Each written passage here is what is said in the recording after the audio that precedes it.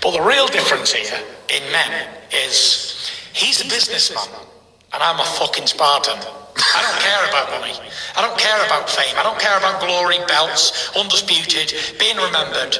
I care about knocking motherfuckers out. I'm a Spartan. I live to fight. I don't care about any other thing in boxing. I don't want to be a billionaire. I don't want to be a businessman. I'm not interested. The only thing I love you say is that, to fight. yeah, but you love a pound note as well. You Well, do. listen, I know your money at all. mantra. The only thing you got is memories, etc. But you know, pound notes are good.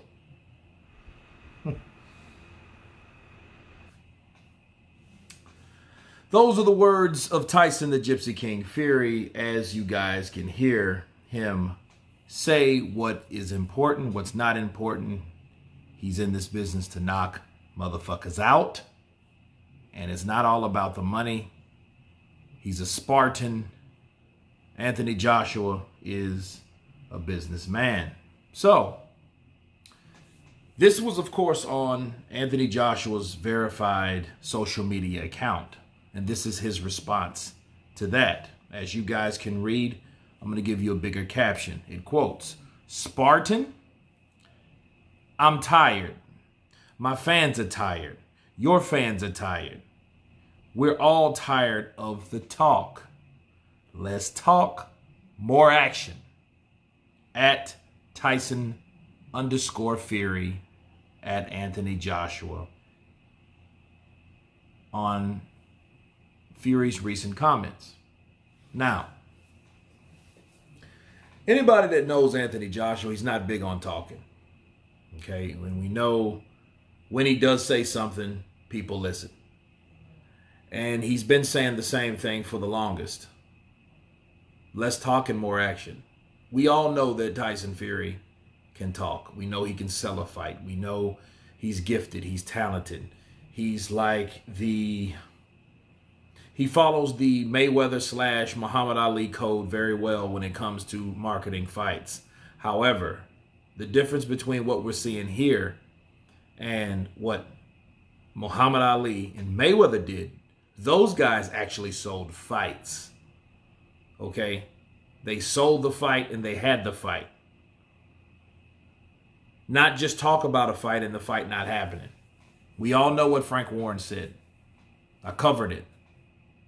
But Anthony Joshua's quoting, "Hey, I'm tired. You know, my fans are tired. Your fans are tired. Stop talking."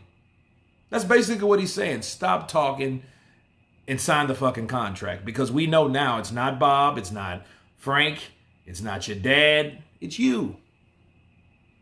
So pretty please, somebody give Tyson Fury what he wants so this fight can happen. And he wants a guarantee. And then my thing is, why isn't the guarantee good enough? You know, and I know others are, and I will counter that, later, but I know people that have vested interest of the fight not happening and they want him to fight Deontay Wilder for a third time.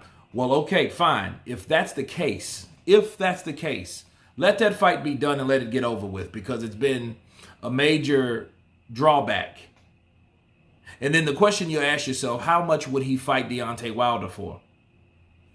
That's right. It wouldn't be about money with fighting Deontay Wilder, but it will be about money fighting Anthony Joshua. I heard a good friend of mine say on one of his videos, brother of mine actually, that they use Anthony Joshua like an ATM. And that's exactly what's happening in this situation. They use him like an ATM. It's Anthony Joshua. Hey, let's try to get all the money we can possibly get, because there's no telling if we can fight him another time or what.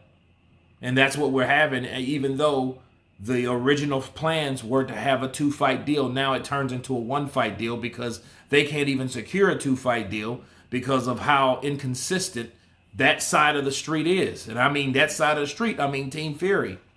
Because honestly, I don't think they really know.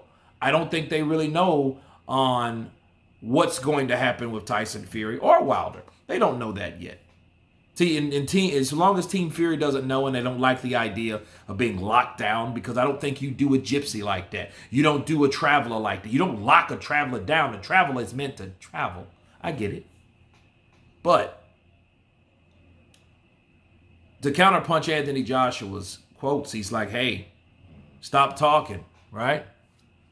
Stop talking, start walking. Sign a contract, get to something we can do.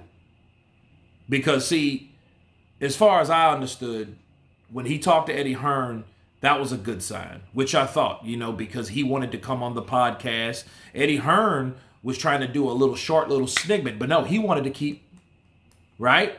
He wanted to continue to stake his claim on what he's going to do to Anthony Joshua and this, that, and the other. But if that's going to happen, let it happen. Imagine any other fighter that did this. And the only fighter that talked about scared and I'll do this and I'll do that is Deontay Wilder. And we all know what happened to Deontay Wilder. He ended up fighting Tyson Fury and ended up drawing once and losing once. And then all types of conspiracies and accusations and shit came about because he lost, which was actually pathetic. Because, there was nothing else behind it besides a group of people saying this and couldn't prove anything. But I mean, it helped him, but he thought that he was going to be parallel to somebody that he should have been fighting. Just like Tyson Fury should do. Tyson Fury had already beat the guy that beat the guy, right? So he should beat the guy that only someone beat that's been beaten by that guy. And his name is Anthony Joshua. So again, like you guys say, I think that at the end of the day,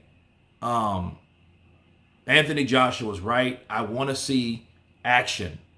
I don't want to see talking. I don't want to hear talking. We've heard it. We've heard Tyson Fury talk. We've heard John Fury talk. We've heard Eddie Hearn talk. Okay, we've heard Frank Warren talk. We've heard all these guys talking, and no one's signing anything. And they're sure in hell's not doing anything. Okay, so at the end of the day, let's get like AJ. More walking, less talking. Or stop talking and just walk. Okay? But anyway, you guys tell me what you think about Anthony Joshua's response to Tyson the Gypsy King Fury. Of course, please subscribe. And you guys been Counterpunch. Peace.